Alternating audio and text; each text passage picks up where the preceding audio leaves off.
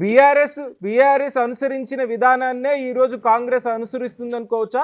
అంటే వాళ్ళ లైన్లోనే కాంగ్రెస్ కూడా పయనిస్తుందా?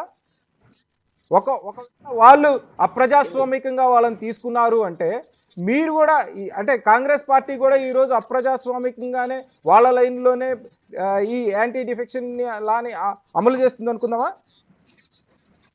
ఇప్పుడు ఒకటి నైతికత గురించి కానీ లేకపోతే విలువల గురించి కానీ మనం మాట్లాడలే కదండి, రాజకీయం గురించి మాట్లాడుతున్నాం. ఆ రాజకీయం గురించి మాట్లాడుతున్న సందర్భంలో కేసీఆర్ చెప్పాడు, నేనేమి ఒక పొలిటికల్ పార్టీ నడుపుతున్నా, ఒక మత సంస్థ, నేను ధర్మ సంస్థ నడపట్లేదు నేనని. మేము కూడా ధర్మ సంస్థలు నడపట్లేదు, మేము కూడా రాజకీయ నడుపుతున్నాం. మాకున్న రాజకీయ అవసరాలు బట్టి మా చర్యలు ఉంటాయి తప్ప నైతికతల మీద ఆధారపడడం, ప్రజాస్వామ్య విలువలను ఉద్ధరించడానికో మేము కంగడం కట్టుకున్నామా లేదా అంటే అది వేరే డిబేట్. అది ఆ జోలికి నేను పోవట్లేదు. ఇంతమంది నేను చెప్పా, ఆ రకంగా మీరు అడిగితే డెఫినెట్లీ ఇది అబ్జెక్షనబుల్. అన్ని పార్టీలు కూర్చొని ఆలోచించాలి, మరింత పదును పెట్టాలి, ఆటోమేటిక్ డిస్క్వాలిఫికేషన్ ఉండాలి, లేదా రికాల్ ఫెసిలిటీ కూడా అవసరమైతే మనం చట్టపరంగా రేపు కాన్స్టిట్యూషనల్ అమెండ్మెంట్ తెచ్చుకోవాలి. ఏది ప్రజలకు ఇష్టం లేకపోతే ఆ వ్యక్తి మేము ఫలానా పార్టీ కోటేస్తేనా మా విశ్వాసాలు పక్కకు పెట్టి వేరే పార్టీకి వెళ్ళిపోయాడు అని, లేదు we want to recall him అనేటువంటి ఒక ప్రక్రియను కూడా మనం అవకాశాన్ని కూడా అంశాన్ని కూడా ఇందులో ప్రవేశపెడితే తప్ప ఈ రాజకీయాలు సంస్కరించబడవు. అంత దూరంగా పోయి ఆ విలువల గురించి చర్చ కాదు కదా. ఈ రోజు ఉన్నటువంటి వాస్తవిక అవసరాలు ఏంటి, మాకున్నటువంటి ఇమ్మీడియట్ నెసెసిటీ ఏంటి, ఏ రకంగా మేము అధికారంలో కొనసాగాలని మేము ఆలోచిస్తాం తప్ప వాటి గురించి ఆలోచించాం కదా. గతంలో వారు చేసిన నీవు నేర్పిన విద్య నీరజాక్ష అనేది ఉంది కదా మన ఎదురుగా. కాబట్టి దాని గురించి పెద్దగా నైతిక విలువల గురించి ఏం చర్చిస్తాం. థ్యాంక్ యూ దిలీప్ గారు. వివి రావు గారు,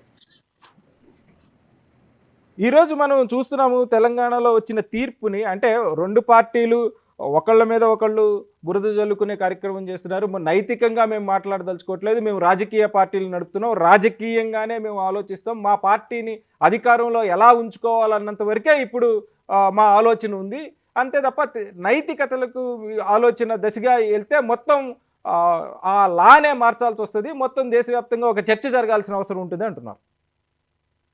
ఖచ్చితంగా వారు చెప్పింది కరెక్టే, దాంట్లో ఏమీ డౌట్ లేదు. అయితే ఇప్పుడు ఈ మొత్తము ఎపిసోడ్ లో మనం చూస్తే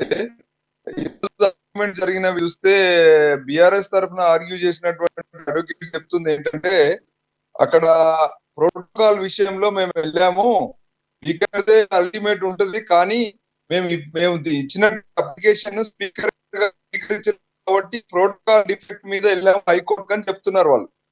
సో అల్టిమేట్ స్పీకర్ ని చేయడం అనేది జరగలేదు ఇక్కడ. దాంట్లో భాగంగా ఇలా మనం ఆలోచించాల్సింది ఏంటంటే, ఈ రోజు ఏదైతే బిఆర్ఎస్ పార్టీ వెళ్ళినటువంటి అంశము ఎంతవరకు అది ప్రజల్లో, అంటే మీకు వచ్చినటువంటి మీడియాలో వచ్చినటువంటి కథనాలు, వాళ్ళు కోర్టులో చెప్తున్నటువంటి కథనాలు వేరే వర్షన్ వేరే ఉంది. ఇంకోటి ఇప్పుడు ఇవన్నీ కూడా సంబంధించింది స్థానికంగా ఇక్కడ ఉన్నటువంటి ఎమ్మెల్యేస్ దూకే విషయంలో. అది బహుశా అనుకుంటా ఒక ఎమ్మెల్యేస్ వాళ్ళ యొక్క అక్కడ ప్రాంతంలో ఉన్నటువంటి అవసరాలు, వాళ్ళ ఇప్పుడు అధికారంలో ఉన్న కాంగ్రెస్ పార్టీ ఎంతవరకు వాళ్ళకి ఆదరిస్తుంది అనేటువంటి ఒక వాళ్ళకు ఉన్నటువంటి ఆ నమ్మకాలకు సంబంధించినటువంటి విషయం. అయితే ఇప్పుడు ప్రభుత్వం వాళ్ళకి వెళ్తే లాభం జరుగుతుందా లేదా, లేకపోతే ఇమ్మీడియట్ గా పరిస్థితిలో ఎలా ఉంటుంది అనే దాని మీద కూడా ఆధారపడి ఉంది. అంటే అనేటువంటి అంశము ఎమ్మెల్యేలకు సంబంధించినటువంటి విషయం. బీఆర్ఎస్ లో ఉంటే లాభం జరుగుతుందా, కాంగ్రెస్ లో ఉంటే లాభం జరుగుతుందా అనేటువంటిది మోర్ ఆధారపడి ఉంది. ఏదో ఒక కోర్టు జడ్జిమెంట్ ఒకటే అని కాదు, ఎందుకంటే కోర్టు జడ్జిమెంట్ అనేది అందరికి తెలిసిన విషయమే. ఎమ్మెల్యేలకు తెలియదా? ప్రతి ఎమ్మెల్యేకి తెలుసు, వాళ్ళు కూడా అడ్వకేట్లు కనుక్కుంటారు. కొత్తగా ఏదో ఒక సింగిల్ బెంచ్ ఇచ్చినంత మాత్రాన అని కాదు. కాకపోతే బియాండ్ దట్ ఆ ఎమ్మెల్యే ఇప్పుడు ముగ్గురు దునికిన వాళ్లకు, ముగ్గురు ఎవరైతే మిగతా రాని వాళ్ళకి మధ్యలో ఒక వ్యత్యాసం ఉంది. వాళ్ళ యొక్క లాభాలు నష్టాలు బేస్ చేసుకొని రావట్లేదని నేను అనుకుంటున్నాను. ఇదే ఆహ్వానం రేవంత్ రెడ్డి గారు అందరికి కాదు, ఓవరాల్ గా వాళ్ళు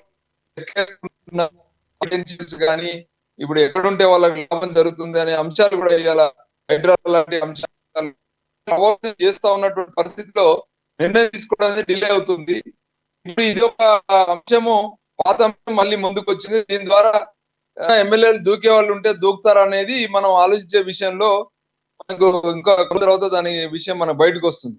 కానీ ఓవరాల్ గా అధికార స్పీకర్ సంబంధించిన అధికారాల విషయంలో పెద్దగా అందరికి ఏదో సింగిల్ బెంచ్ ద్వారా ఏదో నష్టం జరుగుతుంది, ఏదో భయపడ్డారని అయితే నేను అనుకోవడం లేదు.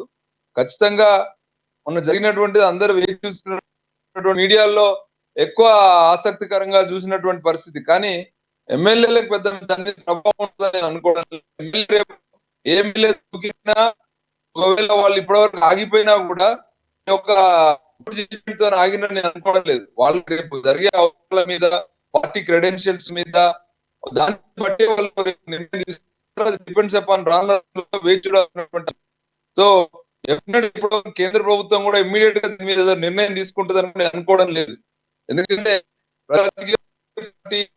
తెలంగాణ విషయమే కాదు, కేంద్రం నిర్ణయం తీసుకు ఆ ప్రభావం మొత్తం దేశం మీద వాళ్ళు అవలంబిస్తున్నటువంటి పద్ధతుల మీద కూడా అది ప్రభావం చూపిస్తుంది. కాబట్టి ఇమీడియట్ గా కేంద్రం కూడా ఏదో నిర్ణయం తీసుకుంటుందని ఎందుకంటే 10th షెడ్యూల్ అనేది ఆ అంశము ఒక పార్లమెంట్ లో తీసుకోవాల్సినటువంటి ఒక అంటే ఒక శాసన పరంగా ఒక పార్లమెంట్ లో తీసుకోవాల్సినటువంటి నిర్ణయం ద్వారా మాత్రమే మార్పు వస్తుంది. కోసమే తీసుకుంటారని నేను అనుకోవడం లేదు. అది ఒక పెద్ద ప్రాసెస్. మళ్ళీ వీళ్ళు సుప్రీంకోర్టు వెళ్తారు. ఇప్పుడున్న పరిస్థితిలో సుప్రీంకోర్టు కూడా ఇమీడియట్ గా వెళ్ళే పరిస్థితి లేదు. ఎందుకంటే ఆల్రెడీ హైకోర్టు ఒక డైరెక్షన్ ఇచ్చింది, అప్లికేషన్ వీళ్ళు తీసుకో. కానీ అప్లికేషన్ తీసుకున్నంత మాత్రం స్పీకర్ నిర్ణయం తీసుకుంటాడా అనేది అది ఆయన డిస్క్రిప్షన్ సంబంధించిన విషయం.